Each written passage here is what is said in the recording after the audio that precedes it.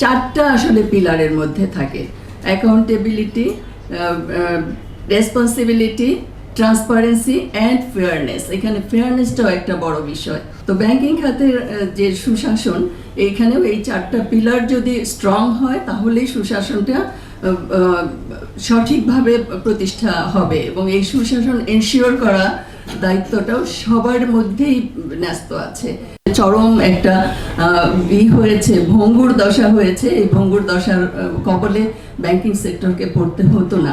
Wilful defaulter বলতে যারা, তারা অনেক সময় কি করে, যারা ঋণ নেয় তাদের মনে মনেই থাকে যে আমি এই ঋণটাকে শোধ করব না, এরকমই অনেকের থাকে। কাজেই এখানে বড়োর সিলেকশনও একটা ব্যাপার ব্যাংকিং সেক্টরের জন্য। ব্যাংকে যারা আছেন, আরেকটা হলো আমানতকারীদের ঝুঁকি, নিজেদের কষ্টের টাকা, জমানোর টাকা তারা নিতে পারছে না। এই বিষয়গুলো আসলে খুবই দুঃখজনক।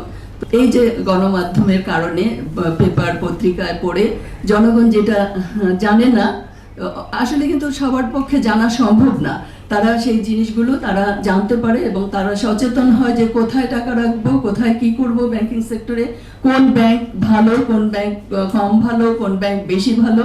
এইভাবে জনগণের মধ্যে সচেতনতা গ্রো করে, তারা তখন সেইভাবে টাকা রাখার ব্যাপারে সিদ্ধান্ত নিতে পারে। সাংবাদিকতা তো একটা মহান পেশা, যদি সেটা কি হয়, বস্তুনিষ্ঠ হয় এবং সত্যনিষ্ঠ হয়।